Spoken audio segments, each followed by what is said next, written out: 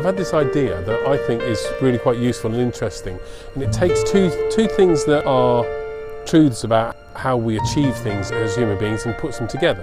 The idea of incrementalism, in other words, to get better and better and better by small margins at something, and the idea of compound interest and the way in which interest builds up and builds up.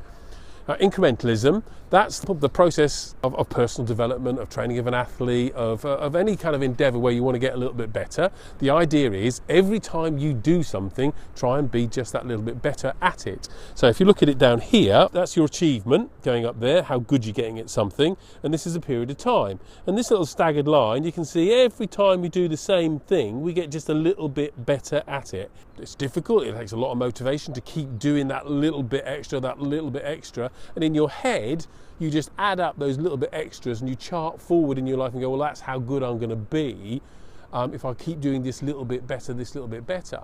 If you add to that the idea of compound interest, the line carries on like this, nice and slow, slowly rising until you reach a kind of tipping point, and then it really starts to accelerate up like that. And that got me to thinking, surely if you put this idea of compound interest on top of incrementalism, it must work in the same way. For personal development, whatever it is you want to achieve for yourself, whether it's your career, a relationship, whatever it is, if you improve by just a few percent each and every time you do it, you're not just going to be the sum total of those few percents better. What you're going to do is you're going to access this whole idea of compound interest. So you're going to reach this point, if you keep going, you're going to reach this point where the rewards really start to take off exponentially.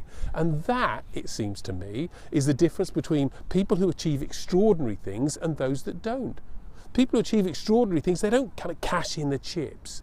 They just keep going every single time, and they know that if they keep going, then it is inevitable that they are going to reap the rewards, that they are going to have those step changes in performance. Now the problem is, of course, is that most people don't actually get to this point because they give up way before, because they lose motivation, because they're not aware that this is how it actually works.